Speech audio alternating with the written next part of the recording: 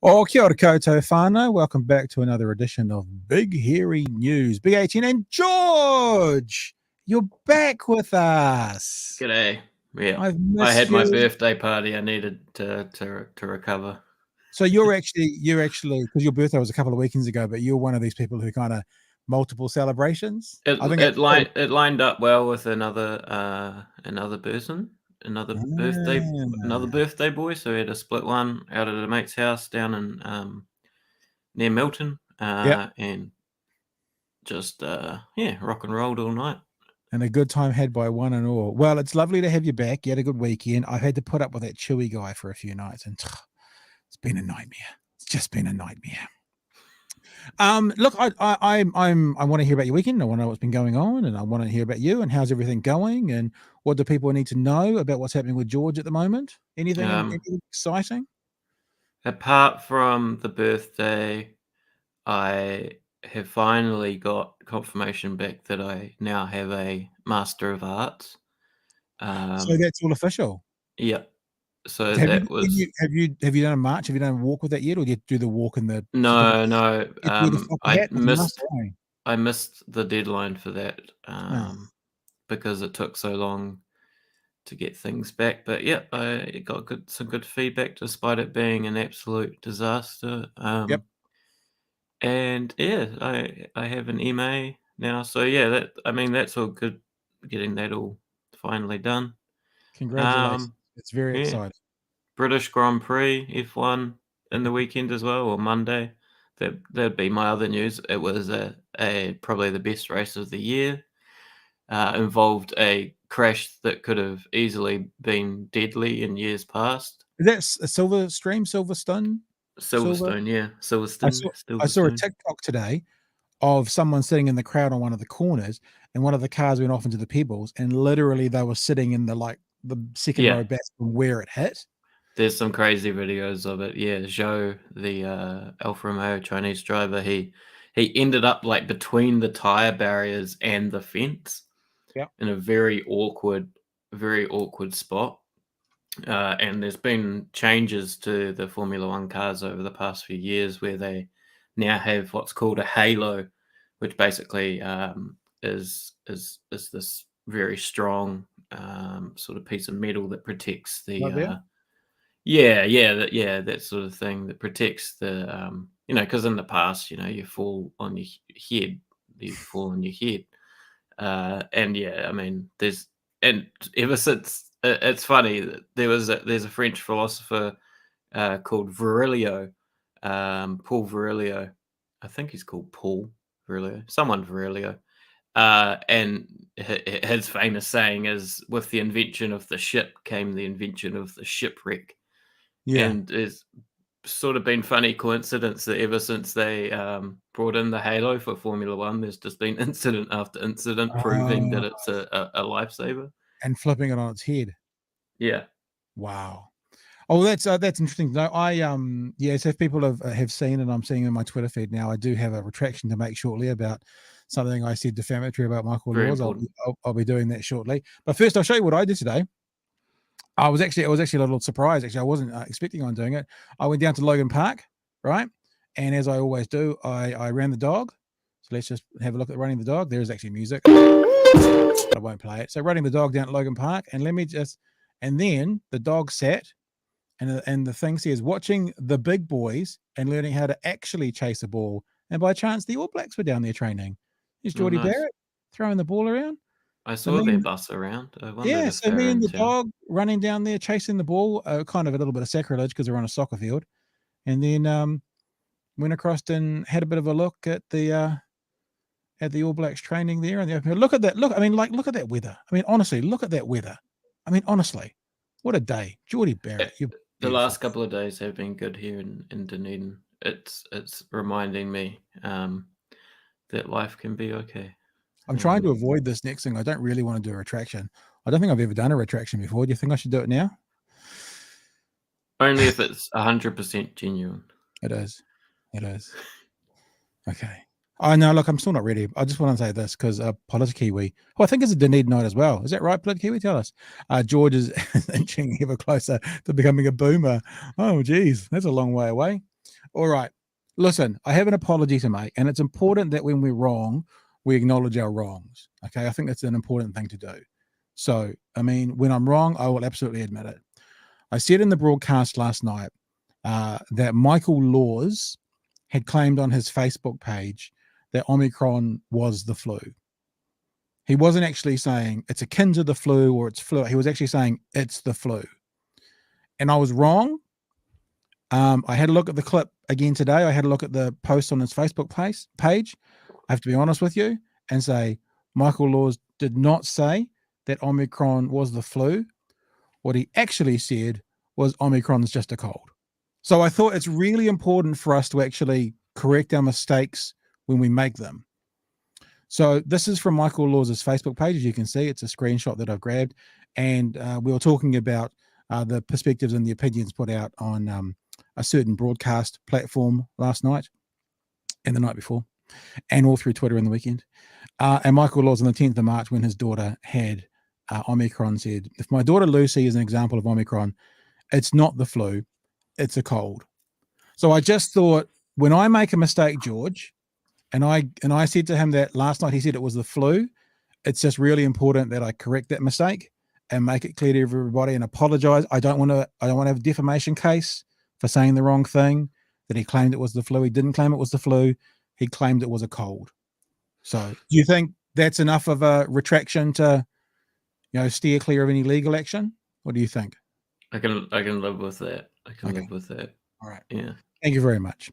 Okay, let's jump into it, because look, I'm very excited that in a few short minutes, I feel like that's a TikTok song. In about that that we're going to have Brooklyn from Words to Heal You coming and joining us. I'll talk. If you don't know what Words to Heal You are, where have you been? I mean, I've known about them for ages, but it's an amazing group, organization, label. We'll find out exactly a bit more about it once we get into it. But one of the reasons we want to talk to her is a story that's come out today talking around New Zealand and mental health. And there's some research that's come out, which on one hand is really good, because it's telling us that New Zealanders are slowly becoming more accepting of mental health issues. But when you look at these numbers, I have to tell you that some of the numbers, when, for example, you'll see it when it comes up and we can reflect on it afterwards, it talks about living next door to someone with a mental health issue. And the percentage of people that are okay with that, to me, is still drastically low. It's amazingly low when you think about how many people you know in your life that have some kind of mental health issue, all the way from sort of a mild anxiety issue right the way through to, the worst kind of depressive mental health. That's all classed under mental health. So on one level, I think it's cool that we're becoming more accepting. On the other, some of these numbers are still pretty scary, because it doesn't look like we're all that accepting in some areas. So let's have a look at this report from News Hub from, I think, this evening about the situation. Auckland's Queen Street, not quite the bustling strip it was before COVID-19.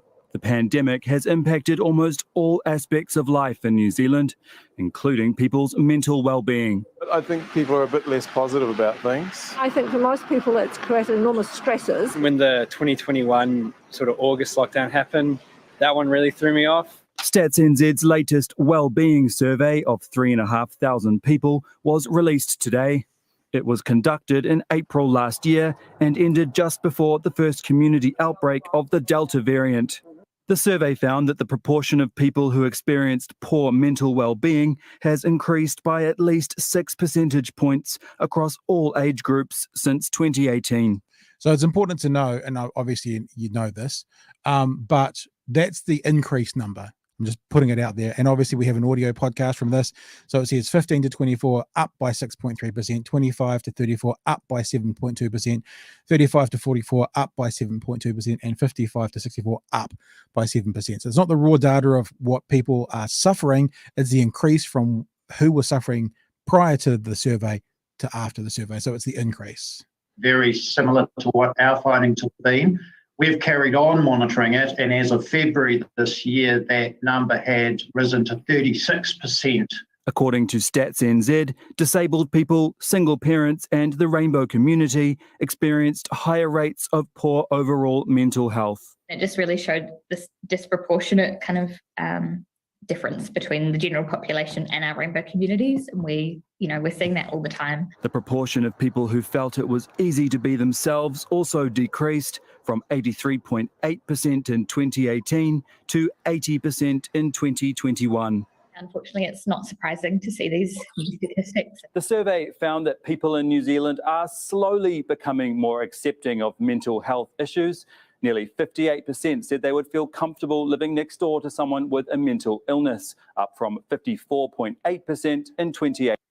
So there's a 30 seconds left to play, but this is the half of New Zealanders think they're okay with it.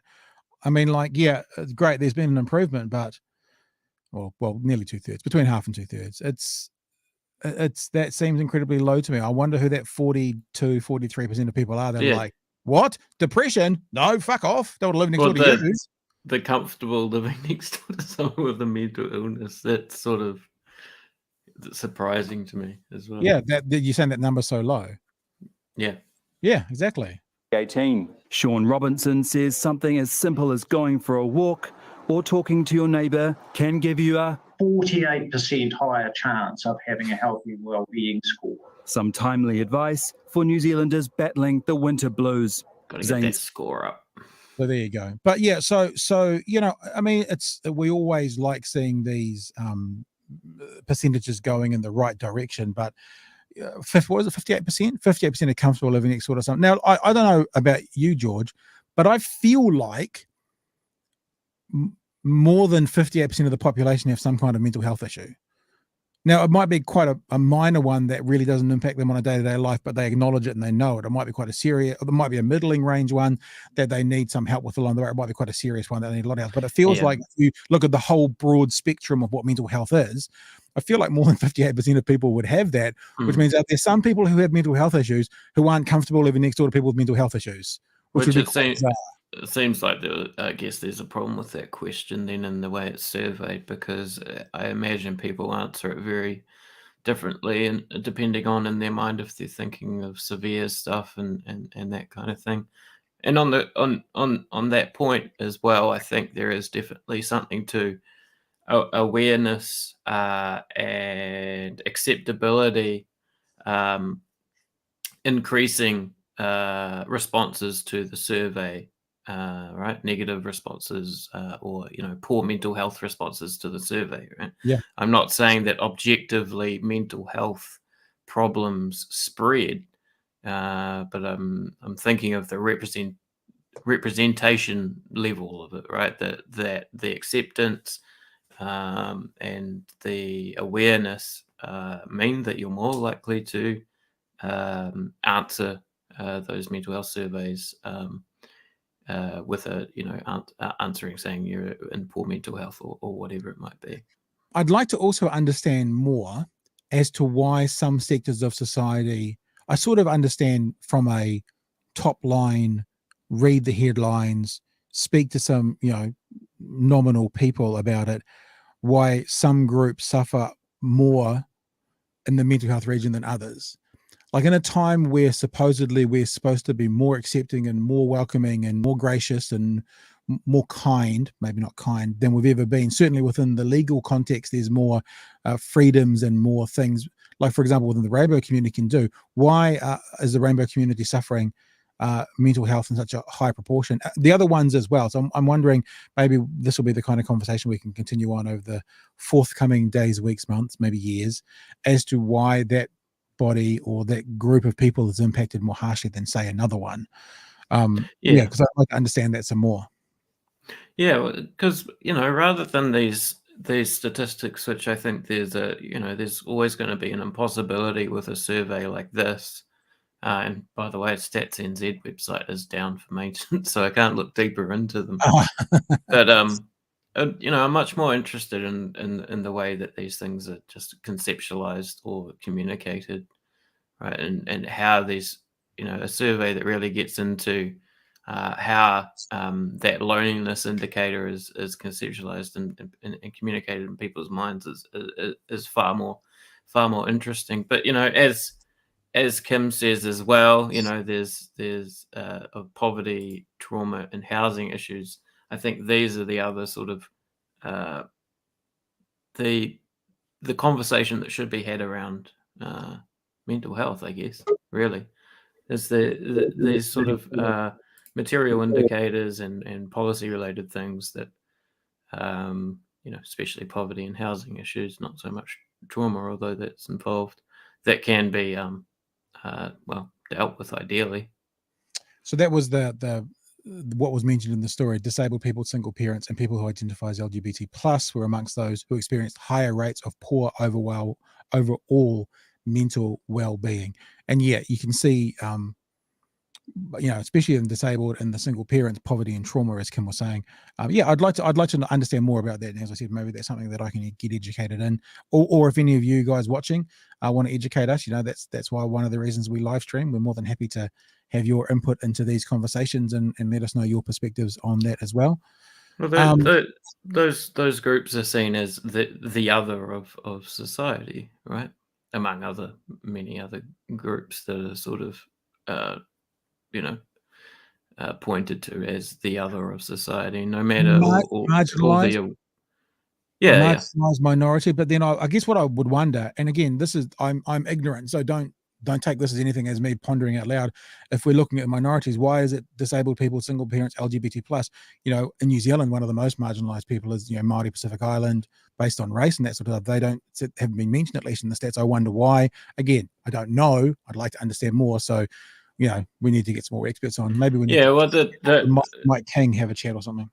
The RNZ article on this says that it says LGBT, sole parents, disabled persons aged 15 to 64, female and Māori. So it had a bigger thing. And then also there's regional differences. For those interested, they can go have a look. I would assume that means, for example, poverty is one of those things you're going to face more heavily in Auckland than, say, in Invercargill, just because of the cost of living, that sort of thing. Yeah. Yeah. All right. Listen. Well, that's good to know, George, because so in other words, other marginalized groups were on the list. News Hub just chose not to highlight them. Fair? Yeah. Okay. Now, listen, we want to have a chat now with Brooklyn. We talked about Brooklyn just before we started. Her site, if you want to check out more about what Brooklyn does, is Words to Heal You. Before I even bring it up, let's bring Brooklyn on. Hello, Brooklyn. Kia ora, how are you? Yeah, I'm doing bloody good, mate. How you doing? Yeah, good. I'm a little bit nervous now. After I was listening to your chat, I was like, what am I going to be talking about? Well, we're talking about you and your stuff, because I've come across your website and it seems to fit so beautifully with what we're talking about tonight. It's so unedited right now. I should have made it look beautiful before you. But I'll tell you what happened. I saw one of your hoodies wandering around Dunedin.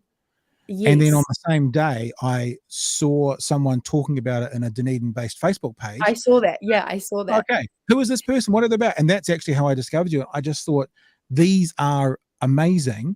And when we're talking about mental health and, New Zealanders becoming more accepting of mental health, and I kind of I think some of the stats we just looked at were becoming more accepting of other people's mental health. But actually, I think what you're doing as well, that happens because it's a walking billboard, but also of your own mental health. I'm like, this is the dopest thing I've ever seen. And I wanted to get you on and have a chat about it. So I'm looking, so people who are listening to the audio podcast won't see, but on your website right now, there's a group of hoodies. They've got what are they called? Words to Heal You written on them. So one of them this is the one I'm ordering. Is the world is better with you in it on the back.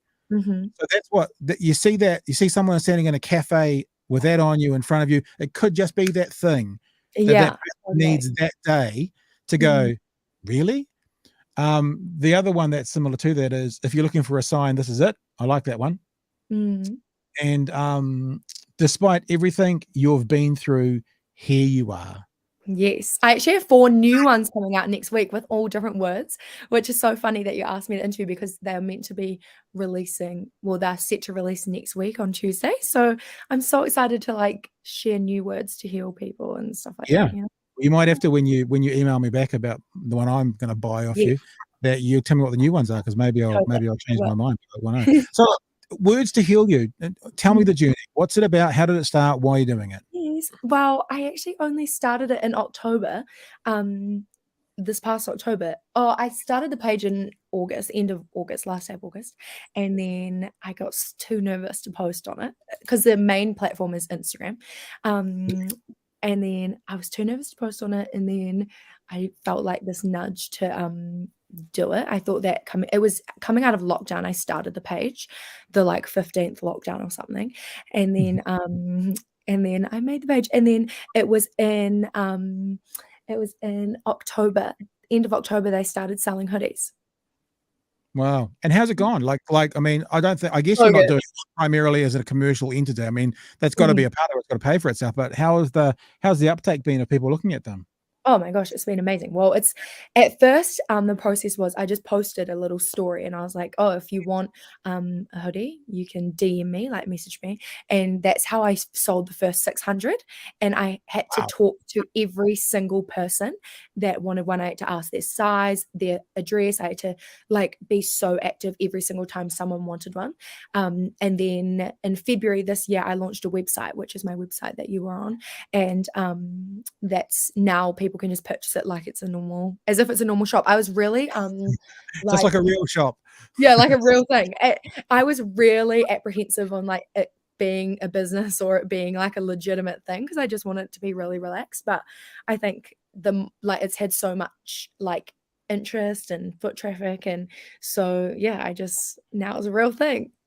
Are all the words authored by you, Brooklyn? Is that something that you're into? Are you a sort of poetry person? Definitely. So the reason I started, I never intended on starting it like with a business attached to it.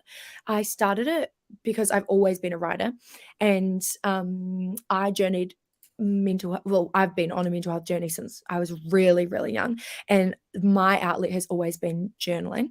And so I kind of created it initially and promoted it as like my online journal, and because I feel like I'd made enough progress to help other people on their journey as well. And so then I was like, here's a little insight to what I write about when I'm going through it. And then now it's like just all for the world to see, and it's really raw and just natural, and there's spelling mistakes on almost every post, but nice. It's Pat would like that.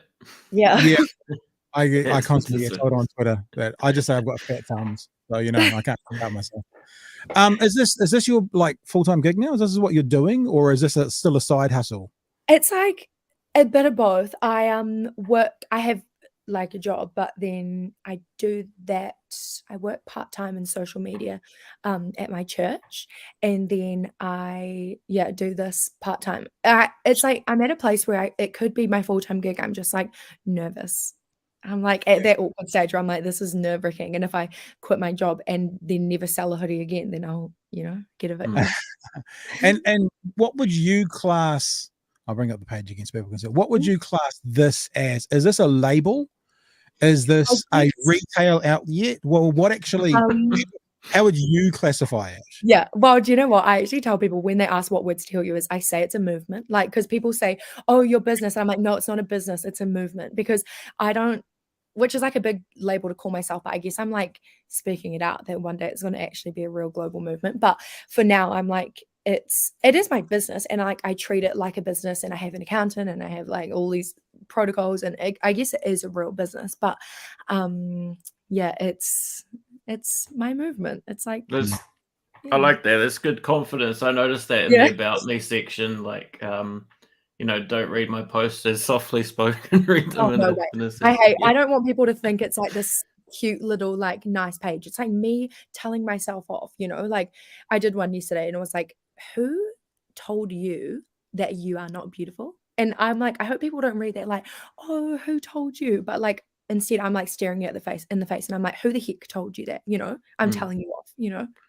The other important thing, and I mean, before you came on, you mentioned we were talking about big scary things, poverty, trauma, housing issues, and that sort of thing. Another important thing, though, and something that just everyday people can do, is have just community and solidarity with one another. Absolutely. I think that's really important. I imagine with a project like this, you meet lots of people and grow that movement, as you put it. Yeah, and hear their stories. How is that, hearing everybody's stories? Because like I don't know her, but I know of her. We all do, Jazz Thornton. Like everybody knows Jazz. You know, I sometimes wonder how she handles hearing other people's stories, because, you know, that can weigh on us, and that can actually, you know, it's actually quite a skill, people working in that world, to be able to empathize, relate to, but not take on board. How do you find hearing other people's, well, you know, traumatic, hard, scary, you know, mental health stories? Yeah. Well, part of my like niche, I guess, is I do like question and responses on my Instagram stories. That's like my number one, I guess, like that's my go-to thing with Words to Heal You. When I think of Words to Heal You, I think of like me asking a question and then people sitting and reflecting on themselves and then responding. And so, for example, it could be like my number one question is, how are you really? And then I'll ask people that, and then people like send in their responses. And I think at first I was like, oh my gosh, this is such an honor, and this is so cool that people feel like they would share this with me. And then I stepped back and I realized, oh my gosh, people aren't actually sharing it with me. People aren't thinking, oh, I really want to share my story with Brooklyn. Words to Heal You is really anonymous. Like before I had models to model my stuff, it was completely faceless, but the models aren't me, and they aren't a like depiction of Words to Heal You. They're just people modeling my stuff. But it's like people, I've kind of detached myself from, people don't actually want to vent to me. They really want to like space where they can outlet their feelings. And sometimes it's really hard. There's been a couple of times where it's been serious and there's been like higher authorities involved, which has been hard because like I don't know what the heck I'm doing and I'm unqualified, but I make sure everyone knows that. But also it's like I feel like I have been gifted by God a big capacity to like love people who are really broken, you know? And so yeah, I feel like this like stuff doesn't really take me out, you know? This is like, I feel like this is what I was built for. So I just get to, I don't know, love people who don't feel loved every day, you know? That's absolutely so important and so cool. And you know what I love about it? I hear you talking. I've had a lot of involvement with the church, so I know some of the phrasing. Some like when you said I felt a nudging, I'm like, that. So it sounds so Christian, but I'm not meaning to sound really Christian. But it's also what you're doing, as you say, your movement feels very real. And I'm not won't play this whole thing because I think it's 5 minutes. But I don't know if you've seen this yet, George. But for people who haven't, look, we've got people in the chat saying I want one, so we might get you a few more customers. That's so nice. Don't panic. We're very small. We're only just soft launching ourselves. You're not going to get inundated. You might get one or two. I just want to play people maybe the first 30 seconds to show when you talk about being real and kind of gritty and like, you know, talking to the not soft and fluffy. When I watched this, I was like, shit, that's a really good question. Have a listen to this, George. Question today is, okay, so your question today is, what sets you apart from the rest of the world? Dude. That is a very good question. Yeah. That's a good one. What sets me apart from the rest of the world? I reckon I'm pretty good at loving people. Cool. I haven't actually watched any of the answers yet. Mom? Was that looking at Mum for the answer? Oh my gosh, I can't answer this. Scary. Okay. Well, I guess being like part Māori, part Pākehā has probably been a pretty big challenge because a lot of the time you kind of feel like you don't really fit either group. I think the way I see the world, I think it's so easy to see so much war, so much disunity, so much pain and suffering. It's an addictive video. Yeah. I mean, like we'll leave it playing in the background. That's actually, you know, if people want to, they can read along if they're watching. I'll get rid of my thing there. But they can also get it on your website. And for people who are listening, it's a black and white video with people answering the questions. It's amazing, but it feels real. You know, it's real and it's gritty and it's raw. And it's one of the things I like about you know, helping people authentically as well. You know, I think too often in society we have sort of almost like the rote way of doing something, and if you tick these boxes, everything will be okay. And it's not real life. It's not how we work. Yeah, and it's boring. Yeah, getting in there and getting a little bit dirty. It reminds me of that Demolition Man the Demolition Man movie where at the end the people who live under the city have to get a bit cleaner and the people who live up on top of it have to get a bit dirtier and meet somewhere in the middle. Getting a bit dirtier, I think, is a bit grittier, I think, is absolutely an amazing thing you're doing. I'm so inspired by you. It's such a very, very cool thing, man. Thank you. So let's let people know again where they can find out more about you. Yes. They can find you at wordstohealyou.com, wordstohealyou.com. You want to give us a preview of one of your new words coming out on Tuesday? Oh my gosh, yeah, I can. Maybe I'll show you on my phone because I did a photo shoot. I'll put you in full, don't freak out, but I'll put you in full screen so we can see your phone. I haven't showed many people this. Ooh, a world exclusive. Dun, dun, dun. Yeah, this is super exclusive stuff. I just did my first photo shoot, so I don't know if I've got any of the photos on here, but I can tell you what one of them says. The back of one of them says, "Acting like you don't care is not proper healing," which is exciting. Oh wait, I've got a video that I sent. Oh yeah. This is my first reaction to seeing it. Look how excited I am.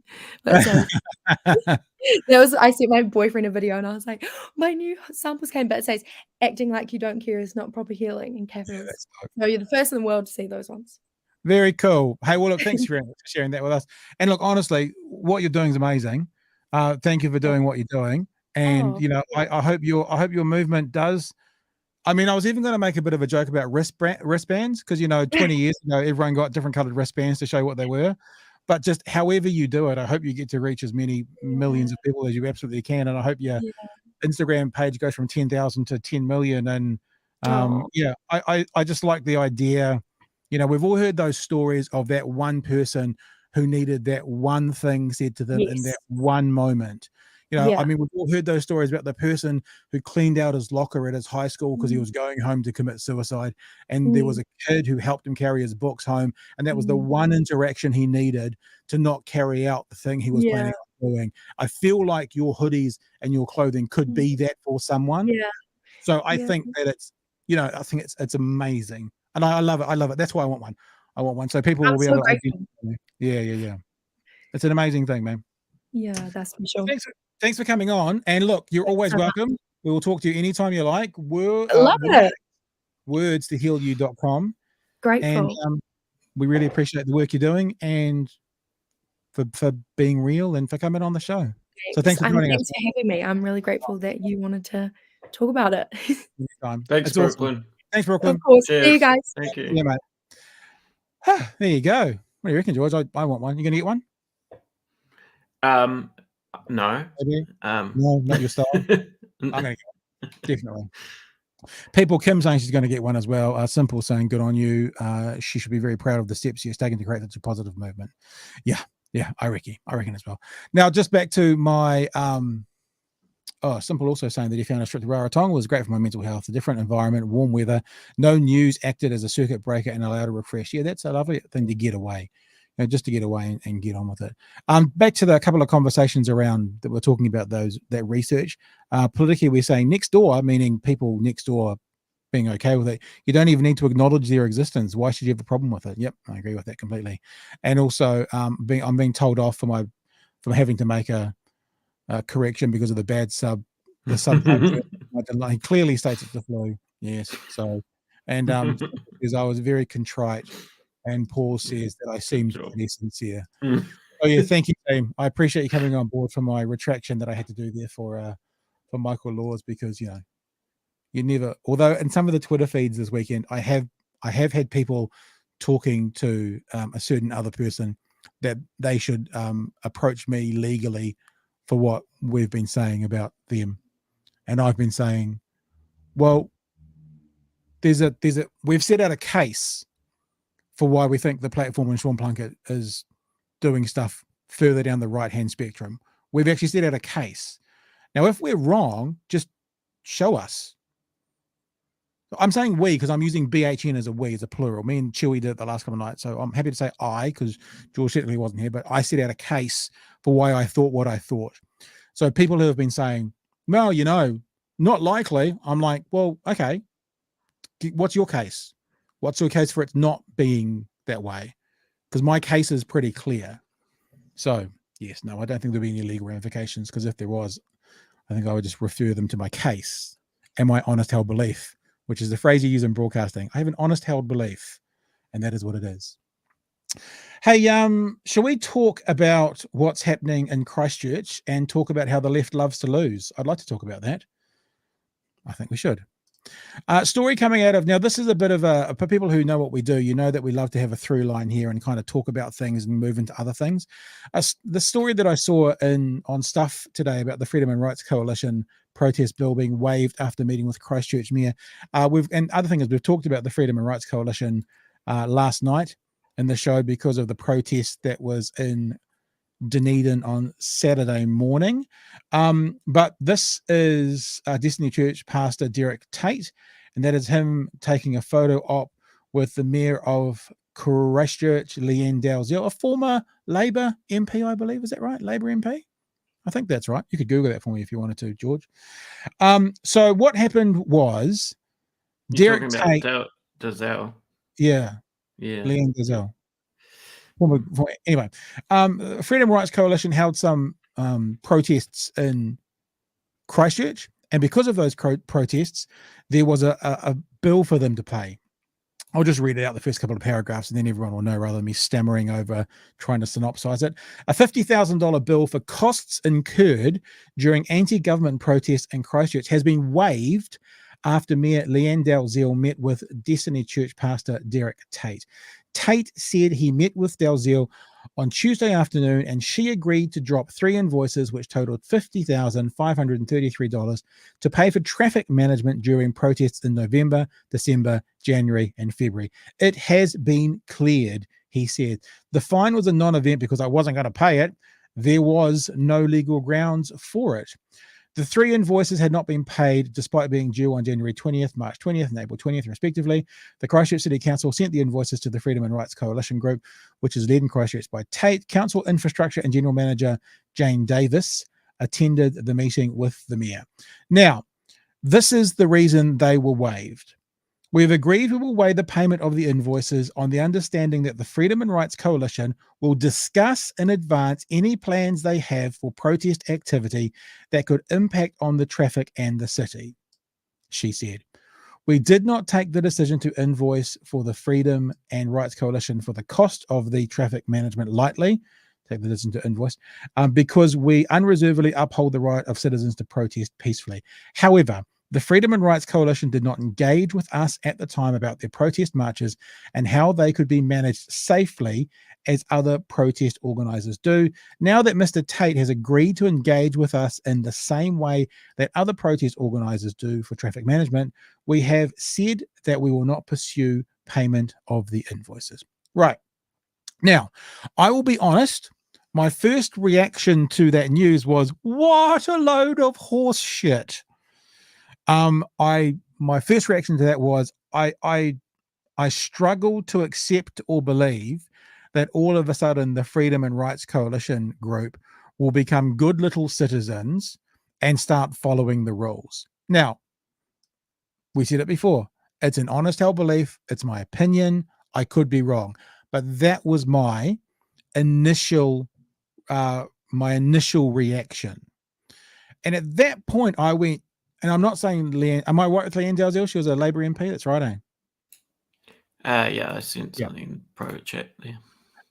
Now, I'm not saying this because Leanne Dalziel is on the left now, but it just made me start thinking about how often, so we're moving away from that conversation, how so often the left seems to fold under pressure and the right seems to push its way through with whatever they want. And it probably is... What was your issue with the bill getting waived? It wasn't even necessarily the bill getting waived. My issue was that the reason that it got waived was that they said that the Freedom and Rights Coalition have agreed that from now on they will tell the council what they're going to do. I think that's bollocks. I don't think the Freedom and Rights Coalition are all of a sudden going to become good citizens and run everything past and through the council. That's my opinion.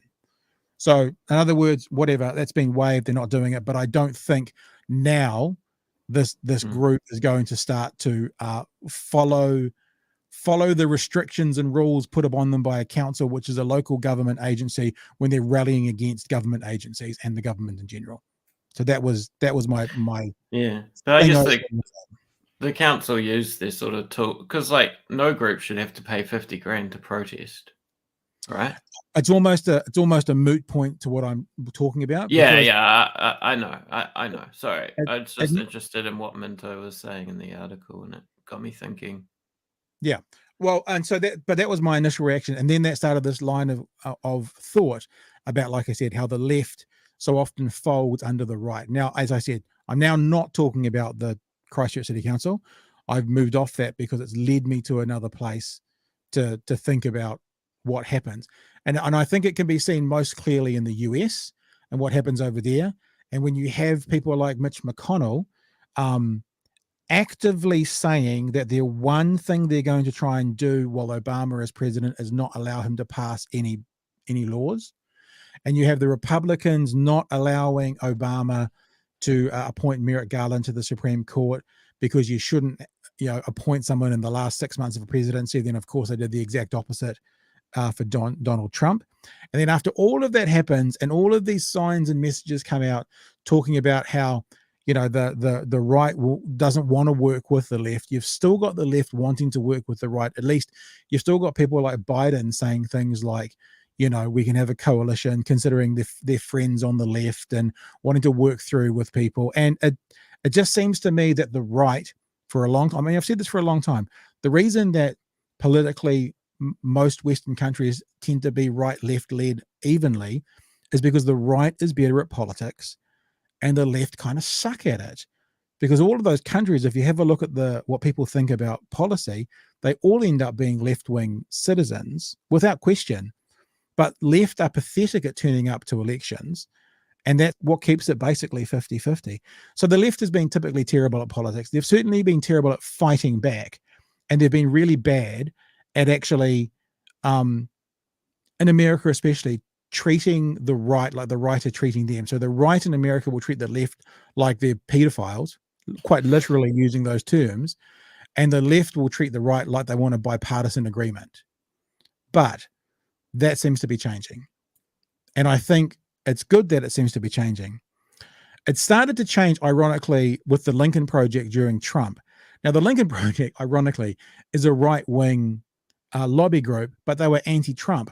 So they ran some of the most devastating ads against Donald Trump, and they're on the right. And what they were basically doing, whether they knew it or not, is going, hey, lefties, this is how you do it. And I think, George, have you got an example of a Lincoln Project advert to show us? Just if people don't know who the Lincoln Project is.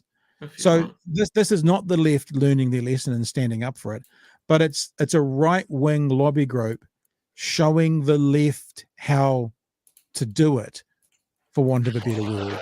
We killed 3 times more Americans than 9/11. So what's Donald Trump been up to? Blaming the impeachment hearings for distracting him from preparing for the pandemic. I think it took a lot of, I see them going and saying about speed. Well, I mean, I got impeached. In January, Trump's own senior advisor issued a memo warning him that coronavirus presented a grave threat to the United States. Days later, the World Health Organization declared it a global health emergency. Where was Trump? He wasn't distracted. He had plenty to do, like campaign rallies and golfing. In February. Right. So I think that's enough. You get the idea. So what they do very well is show facts and let them hang and stand where you will. And what's happening in the US at the moment, and I think it's a good thing, and it's not just the US because we'll get to more of this. But what's happening in the US at the moment is some on the left are starting to learn how to do politics. So this is Gavin Newsom. Now, there's a lot of bad things said about Gavin Newsom. Some of them may or may not be fair. I'm not going to get into a debate about how good he is. But he's the governor of California. And at the moment, he's putting out ads like this in Florida to help the Florida campaigns. It's Independence Day. So let's talk about what's going on in America. Freedom, it's under attack in your state. Your Republican leaders, they're banning books, making it harder to vote, restricting speech in classrooms, even criminalizing women and doctors. I urge all of you living in Florida to join the fight. Or join us in California, where we still believe in freedom. Freedom of speech, freedom to choose, freedom from hate, and the freedom to love. Don't let them take your freedom. Paid for by. Now, look, there's a lot to unpack there to do with how good California is. A lot of people say it's been run very poorly, but the point that I'm trying to make, is that it seems that there is a movement in America where the left has finally learned how to do politics to perhaps not lose every time. Here's another one of these adverts that he's putting. I'm not going to play it all because I think it's about 2 minutes, but this is Gavin Newsom again. To members of the United States Supreme Court, to right-wing Republicans all across this country, do you have no common decency, respect, or even common understanding that kids should not have one of these? This is an AR-15. This is a weapon of war, a weapon of mass destruction, but you're out there promoting and allowing marketing of these weapons of war to our kids, supporting and celebrating gun manufacturers who put up advertisements like the ones you see behind me. These are cartoon skulls with pacifiers in them. His and her pacifiers, cartoon skulls of children with pacifiers. This is what the right wing is marketing and promoting at the behest of the gun industry in this country. The good news, if there's any, is that this ends at least today in California. So then he goes on. So, and like, here's one other thing from his, putting out very clear and concise, well, he's calling it a report card from the difference between California and red states. And this is happening more and more. There's a lot of information coming out about the the GDP in red states versus blue states. So remember, in New Zealand, if not to patronize you, it's the opposite. So blue is the left and red is the right. So red states are the right states, the right wing states, right leaning conservative states. And it's happening more and more and more and more and more. And it's good to see. I wanted to also highlight and show you, if you guys weren't aware of, a website, a Facebook page in New Zealand. It's called Fact Check New Zealand, and they have started to do the same thing. And so they're doing the same thing. This is like these year two billboards, and all they're doing is trying to show facts and figures. So the fiction is Luxon claims rents are through the roof because the government has let inflation take root. The fact is the annual median rent increase is down from 6% in 2021 to 3.7% in 2022. They put a whole bunch of other stuff up there, but these little tidbits with facts and information, and like, the odd, big hairy news article gets put up there as well. Luxon says Labor are economically weak and producing zero results. Fact is Ardern has secured 5 major trade deals in 5 years, including a deal with the EU with 1.8 billion per year. Fiction, Luxon says Labor aren't getting results. Fact, thanks to Ardern, 97% of our goods and services will enter Europe without a tariff. Well, there's some questions around that because, it doesn't look like it might be as free trade as some people are saying. So fiction, Luxon, Kiwi wages are getting left behind other countries. Fact, Zero Business Survey shows New Zealand small firm wages outpace those in Australia and the UK. So all I wanted to say was that we're not ashamed to say, when I say we're, George, you can position yourself. I'm not ashamed to say that this is the people who pretty much come on the show, not the guests, but the hosts, all seem to have a left leaning, somewhere between centre left to the far left. And that's the bias that we present this show from. Doesn't mean we're not fair to opposing views, but we're not going to sit up here and say our platform doesn't have a bias from the hosts that come to it. This is no question a left-leaning production that likes to look to truth and look to see what is the truth, even if it means sometimes saying Labor's terrible and National's good, or other times saying National's terrible and Labor's good. That's where we're coming from. So as someone left-leaning, I'm like, thank goodness the left is finally standing up for themselves. It feels like fighting the good fight and using the tactics that the right has used for such a very, very, very long time. I've always been confused why they haven't. Now they are, and it seems to be a growing movement. George. Yeah, I mean, I'm trying not to get extremely triggered by you calling Newsom left. Yeah, you just teasing you. A Democrat. Yeah. Yeah, no, I mean, I have a totally different view on politics. I don't think that you can beat someone like Trump with facts and logical fact checking, right? I always thought that was sort of a distraction of the Democratic Party throughout the Trump administration. I always thought that, and you'll agree with this, I always thought that Bernie Sanders had the right idea when it came to politics, and he didn't have to learn that from, the Lincoln Project. He learned that from decades of fighting the good fight, and that was basically getting people around a common idea. But he's the outlier on the left of politics in America compared to the Democrats in general. Yeah. Yeah, and I think like when you and I think that Fact Check New Zealand is actually a good example of how in order for your facts to be effective, they actually have to be a little bit politicized. And I think clearly you see there that they're biased towards a certain strains, so they have to be weaponized in a certain respect. And that's where Republicans are really good, really good at, right? They weaponize the facts, and I think if the left does that equally as well, then they can have political victories. But I mean, I'm a cynic about parliamentary politics and all that sort of thing. So, but I do think that I definitely do think that they love to lose and that they do it wrong. I think just think that they do it wrong in different ways to how you described it. Yeah. And I mean, Simon says very, very fairly and clearly that the Democrats are doing a job this serving corporate interests, and but that's everybody. That's the point that I often talk about. It's the corporate interests that are the overriding body for both political parties, which is why often, I mean, I think Trump was a bit different, but often whether you have a Republican or Democrat president, very little really changes, because the primary driver of both political parties in the US, I don't think it's quite as blatant in New Zealand, but certainly in the US, is the corporate overlords and money. That's the answer to what you're pondering about. The West citizens seem to be left of center, but somehow the right stays in power, and it's usually because of where the corporate money's at.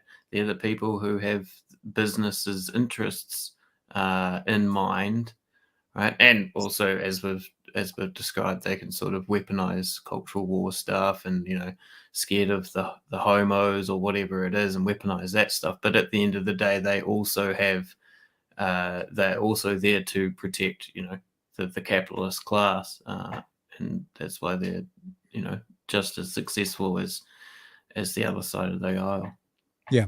As an aside, I don't think that Trump will be running in the next election. I know I said a couple of weeks ago, if Trump runs, Trump wins. I don't think he will be. I think it'll be DeSantis out of Florida. And I think that's one of the reasons Newsom is putting his adverts into Florida right now. I think Newsom's lining up to run against DeSantis in 2024. You heard it here first. Because if the Democrats run Biden, then honestly, for me, that's, if it's not already, I mean, what they did to Bernie last time was close to me being, I actually, what is the saying? A heap of burning coals on your head.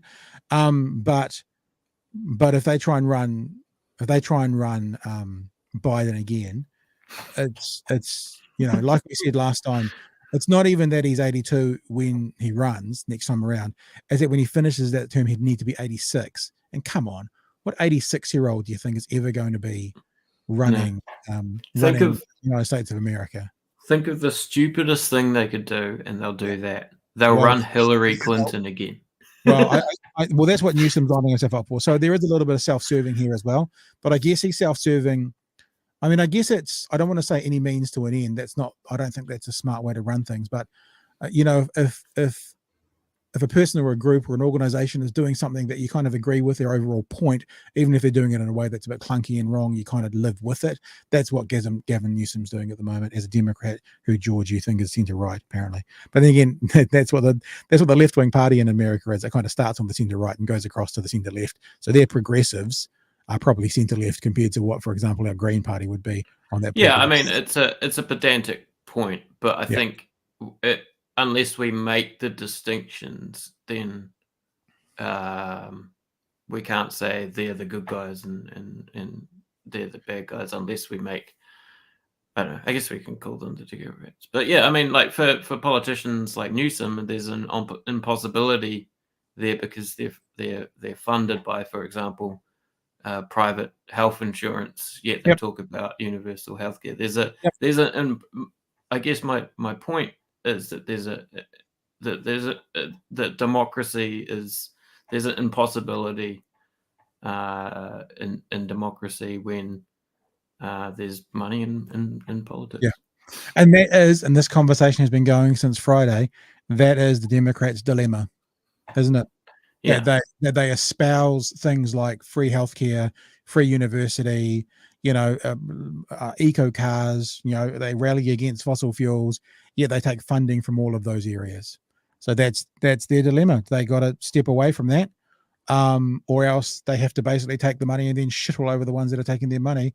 The problem with that is then if they need their money next time, they can't have it. So that's why the money out of politics movement, I think, is going to gain more and more strength. However, it would need the politicians to buy into it, and I think it probably needs a 2/3 majority, a super majority, to do anything about it.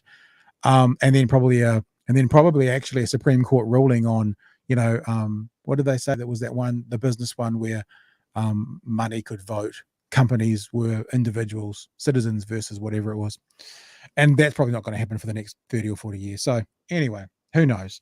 But look, all I guess I want to say is I'm pleased to see, from a selfish point of view, the left finally looking like they can start playing politics better. It's a little bit like if you've got a rugby team that's got the silkiest smooth kind of moves in the world, they've got the best pass and they've got fantastic, and they're silky smooth, and when they run, they look like they're built to run, and they come up against a bunch of mongrels that are all, every position's 40 kgs heavier than the other one, and they just pile through them with just absolute, ugly grit rugby, but they win the game. That kind of what it feels like. And it's that idea, we've already said it once tonight, that the Democrats probably need to get a bit grittier and uglier and dirtier and a bit more mongrel about them, because that's where the Republicans are. And I'll say it again, I'm not suggesting that's exactly the same as what it is here in New Zealand, but there's echoes of that in the left right around the world, but it's most prominent and obvious in America. Yeah. I guess that's why the whole actually the Democrats would actually be like right wing here in New Zealand is annoying, because it sort of forgets that Americans are just fucking loons and have a totally different sort of weird way of doing things. Yeah. I also think it is okay to say that the Democrats are on the left of American politics, because even if they do hit the center and the center right, my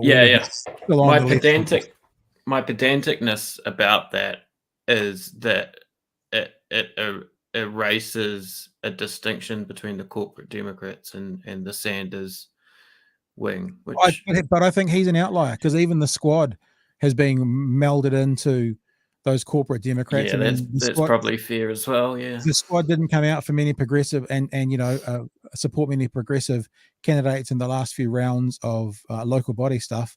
So I really do think Sanders, he speaks to, and I've said this before, I always respect people who really stand by their positions. I always respected people like Sue Bradford, love her or hate her.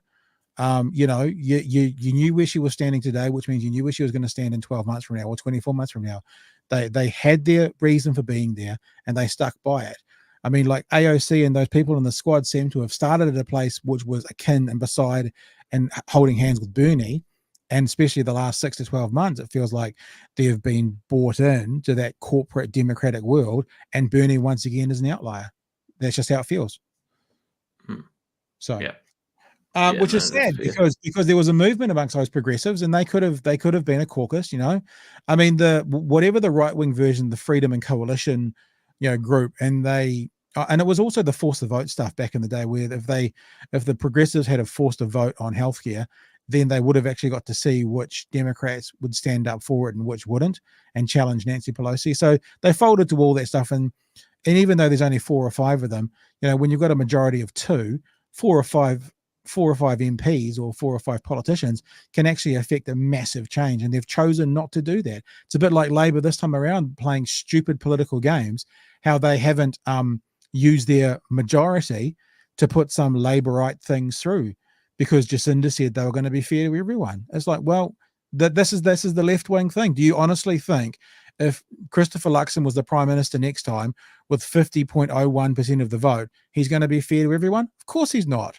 So I guess without even thinking about it at the start of that conversation, we're wrapping it going, that to me is exactly the example we're talking about, how the left kind of wants to be nicey and all that kind of stuff. And if the right has the same opportunity, they're like, no, right? Let's say goodbye to Māori Health Authority. Let's say, they'll just do it.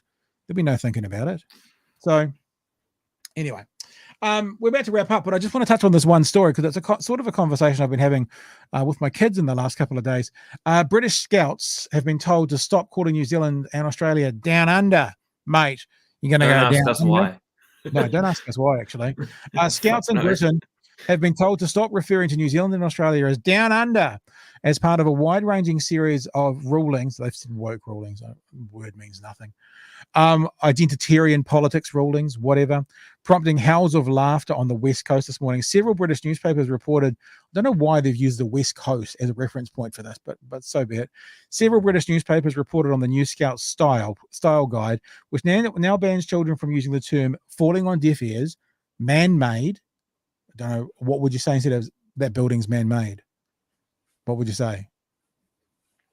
It's human-made? Anyway, can't use maiden name, can't use Christian name. Children will also play broken telephone instead of traditional Chinese whispers. I can understand that one a little bit because that has to do with people not being able to understand the Chinese people with their accent. I can get that one a little bit.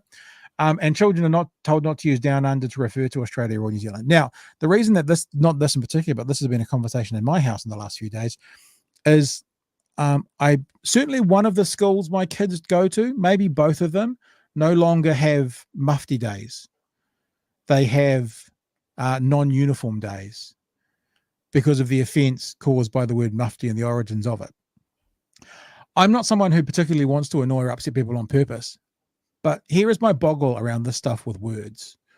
We're in a culture right now, and we're in a time right now where words are changing so quickly and being reallocated to new meanings, like even words to do with how people are, who they are, their gender, how they identify. All of these words are being redefined. A word that meant something 20 years ago, let's say woman, doesn't mean that today. The word gay meant something 100 years ago, doesn't mean that today. So words have changed and they've moved with society and they've been taken away from their original meaning and given a new meaning. Yet there are other words or sayings, and I guess I'm not saying this, but this guide is saying this, like man-made, and that has to stay in the original definition of it, which is now apparently it's now apparently offensive in today's culture. So this has made me think, why and who and how are some words evolving and getting new and remeaned, repurposed, and other words are being kept in the 1920s, 30s, 40s, 50s, 60s, and then judged based on how offensive they are today based on their meanings back there. It's all very confusing to me because I'm like, all words evolve and you can get rid of words, you can add words, but to say that these words are no longer okay is a very interesting place to be, and it makes me often think about where could that go. There was one the other day that we didn't actually end up getting to, and it was the word mate, banning the word mate in Australia, which ended up being a bit of a non-story. But George, got any thoughts? You seem to normally educate me and tell me where I'm wrong, so this could be the time for that. Oh, I don't know. It's just one of those sort of Daily Mail stories, isn't it? Right. I think your larger point around words changing is maybe something for another day, but with the Scouts thing, it's one of these sorts of measures that institutions seem to be putting in place to sort of signal that they're doing the right thing or whatever it is, and it's usually not really of any consequence. And it, I'm not too sure what to think of it. If I was if I was the leader of such an institution, I wouldn't have a thing like that. I would hope that, you know, I just got people that are, you know, I'd hope that the kids are all right and that I wouldn't have to tell them the sort of specifics of each little phrase and how to, you know, the substitutions for each one and blah, blah, blah. But at the end of the day, I don't think, like the Daily Mail world, that it's the end of the world and that it's sort of woke politics gone mad. Yeah, I mean, like, and I'm not trying to split hairs. You know, someone says that language is a product of an archaic and social conventions. I get all that, but then some language evolves in 2022, and we're perfectly happy for it to move and get reimagined, and other language gets held back. And it's like I'm closer to 50 than 40, right? And I didn't know that the term mufti, the origins of it, until this year.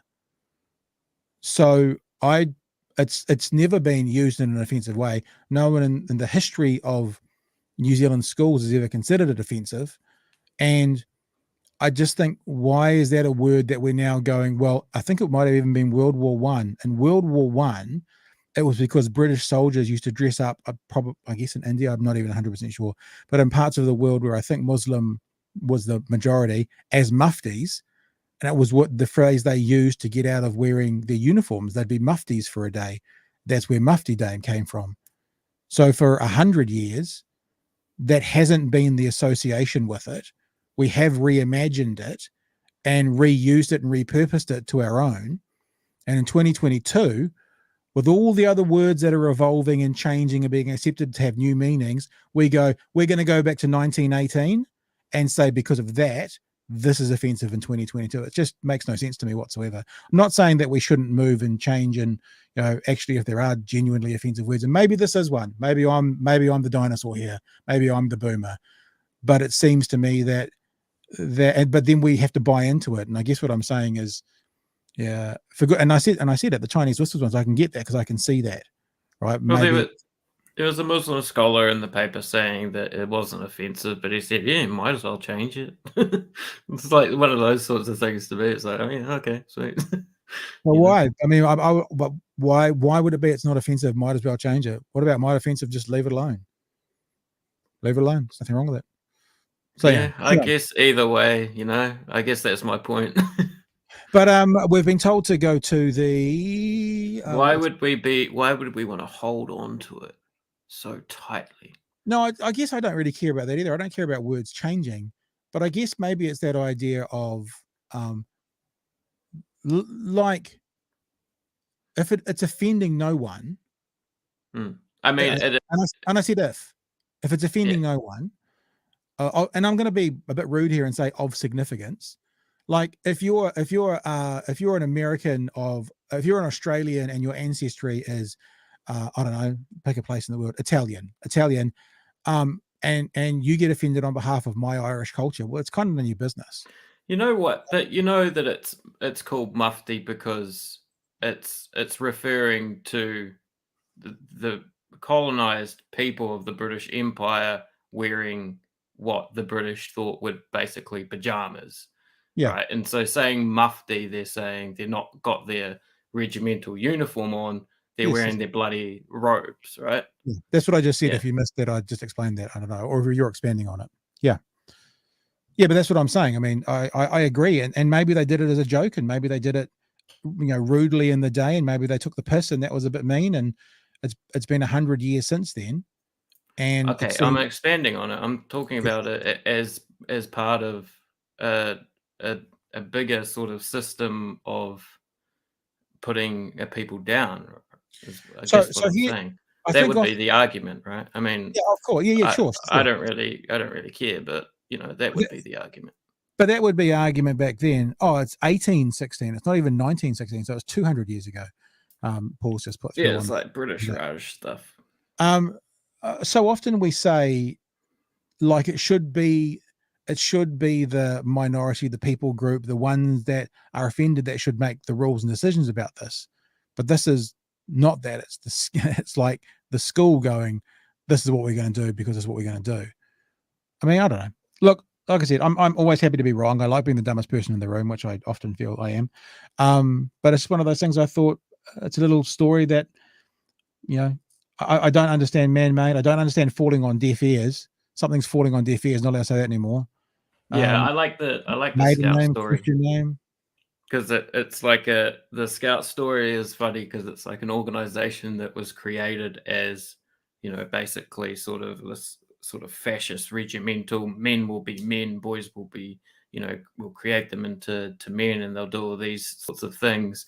It's an organization like that trying to reconcile itself with the sort of contemporary society, and it thinks that a good idea of doing that is creating a bunch of rules because it's an institution based on rules. That's the only way it knows how to sort of do this thing.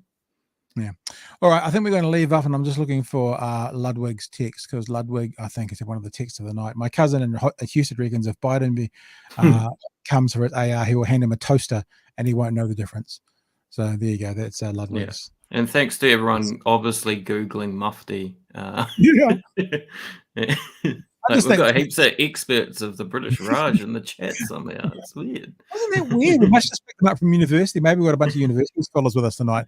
That happens to be their area of expertise. And they've gone, fuck yes, finally. I get to use my one area of expertise. All right, George. All right, team. Thanks for joining us. We'll be back tomorrow night from 10 p.m. for another edition of Big Hairy News. Stay safe out there. Thanks, if you're not going to wear a uniform to work tomorrow, make sure it's a non-uniform day, not a mufti day, because it's been banned, these sorts of words. But other than that, it's been great. Thanks for being with. Lovely to have you back, George. Love having you on board. And in case Chewy's watching, he's okay as well. I mean, he's all right. You know, he's okay. All right, guys. We'll catch you tomorrow.